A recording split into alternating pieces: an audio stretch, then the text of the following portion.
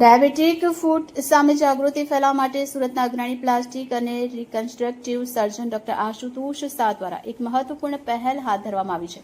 Diabetic food સામે જાગૃતિ ફેલાવવા માટે રંગભવન હોલ જીવન ભારતી સ્કૂલ નાનપુરા ખાતે મ્યુઝિકલ ઇવનિંગનું ખાસ આયોજન કરવામાં આવ્યું હતું. સુરતના અગ્રણી પ્લાસ્ટિક અને રિકન્સ્ટ્રક્ટિવ સર્જન ડોક્ટર આશુતોષ શાહના જણાવ્યા મુજબ ડાયાબિટીસ સામાન્ય રીતે સુગર કંટ્રોલ સાથે જોડાય છે, પરંતુ તેની સૌથી ખતરનાક અને ઘણીવાર અવગણાતી અસર ડાયાબિટીક ફૂડ છે, જેમાં નાનો ઘાવ પણ ધીમે ધીમે ઇન્ફેક્શન, ટિશ્યુ ડેમેજ અને અંતે એમ્યુટેશન સુધી પહોંચી શકે છે. દર 30 સેકન્ડે દુનિયામાં ડાયાબિટીસના કારણે એક પગ ગુમાવવામાં આવે છે. સૌથી ચોંકાવનારી વાત એ છે કે આવા 70 થી 80% એમ્યુટેશન સમયસર સારવારથી અટકાવી શકાય છે.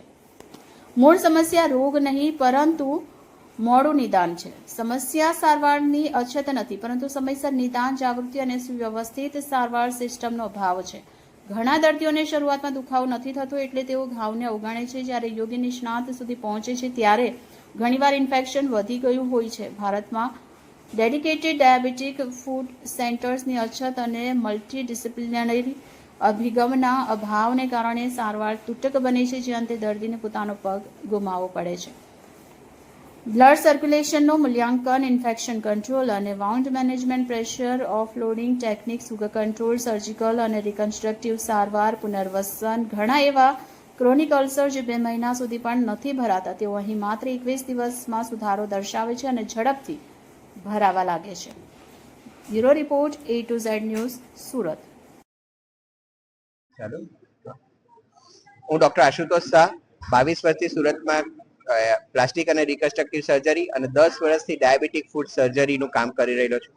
Elegance diabetic food and ulcer clinic એ અમારું સપનું હતું કે લોકોના પગ ડાયાબિટીસને લીધે નહીં કપાય, અને એને માટે આજે અમે ગૌરવભેર કરી શકીએ છીએ કે 10,000થી વધારે પેશન્ટની ટ્રીટમેન્ટ, 90% વધારે એમ્પ્યુટેશન પ્રિવેન્શન, એટલે કે પગ નહીં કપાય, બીજી જગ્યાએ પગ કપાનું કીધું હોય તો પણ પ્લાસ્ટિક સર્જરીની મદદથી પગ નહીં કાપીને પેશન્ટોને ચાલતા કરવાનું અમને સફળતા જે મળી છે, એના માટે અમે ભગવાનનો આભાર માનીએ છીએ.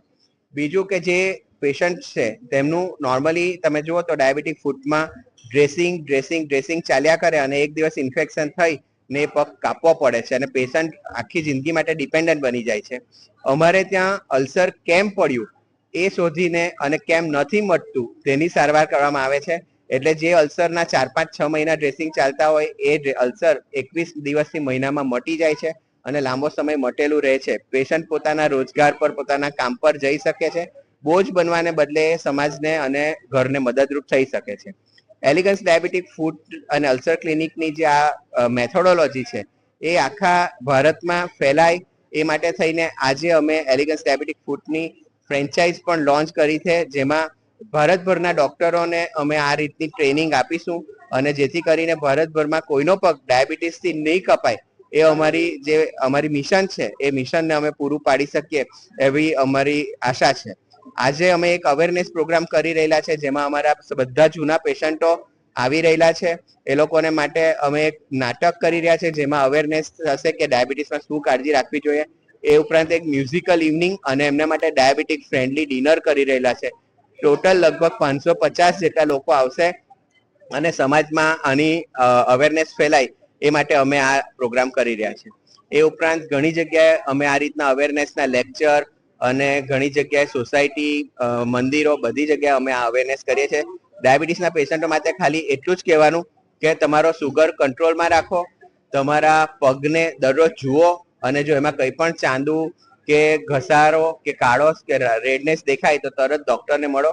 ડાયાબિટીસમાં ડેર એટલે તમારા પગનો ઢેર, એટલે તમારે પગ બચાવવા હોય, ચાલતા રહેવું હોય, ડિપેન્ડન્ટ રહેવું હોય તો સુગર કંટ્રોલ અને પગનું દરરોજ નિયમિત ચકાસણી, અને જ્યારે જરૂર પડે તો Elegance diabetic food and ulcer ક્લિનિકની વિઝિટ કરવી, જે અડાજણમાં મધુવન સર્કલ ટ્રિનિટી બિઝનેસ પાર્કમાં છે, અને બીજું વેસુમાં ટાઈમ સ્ક્વેર GD ગોયન્કા સ્કૂલની આગળ કેનાલ રોડ પર છે, જ્યાં તમે કોન્ટેક્ટ કરી શકશો.